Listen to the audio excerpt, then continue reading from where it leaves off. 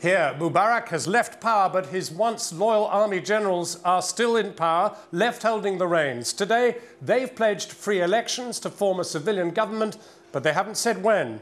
They've also promised to lift the 30-year-long state of emergency in Egypt, and they've barred former ministers from leaving the country at all.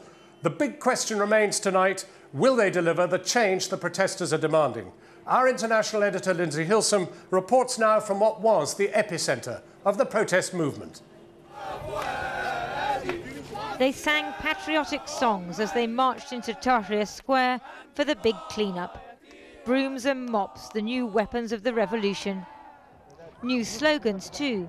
Sorry for the disturbance, we build Egypt.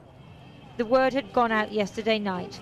Now we must make Tahrir Square better than before. They even gilded the lettering on the memorial to a war hero, a symbol of pride in the nation and their role in remaking it. The question now is, how are the generals going to work with the generation that did this? In some ways, the military has merely handed power to itself, but they're going to have to accommodate this revolution and these people's growing aspirations. Shall we stay or shall we go?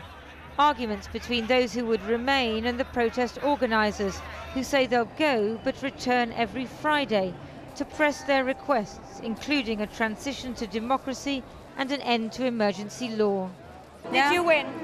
90%. You won 90%? Yeah.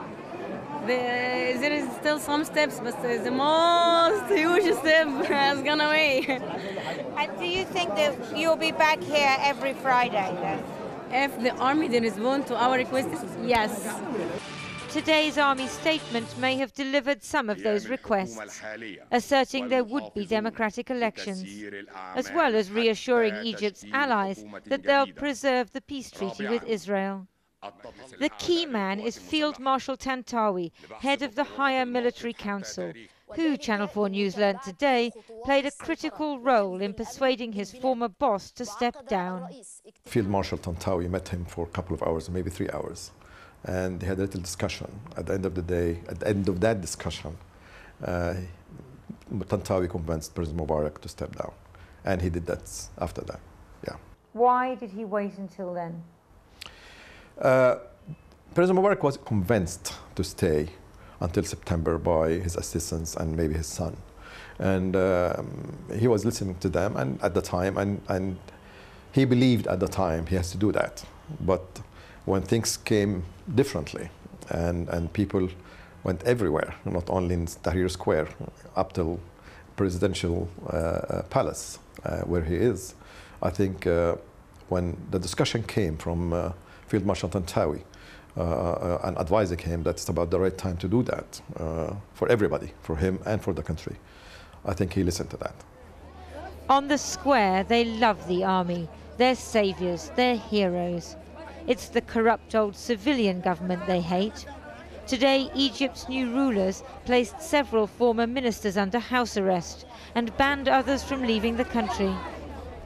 A new committee has been formed to negotiate with the military and preserve the revolution. It won't always be as glorious as this. But today, Egyptians were full of goodwill and hope. Lindsey Hilsum, Channel 4 News, Cairo.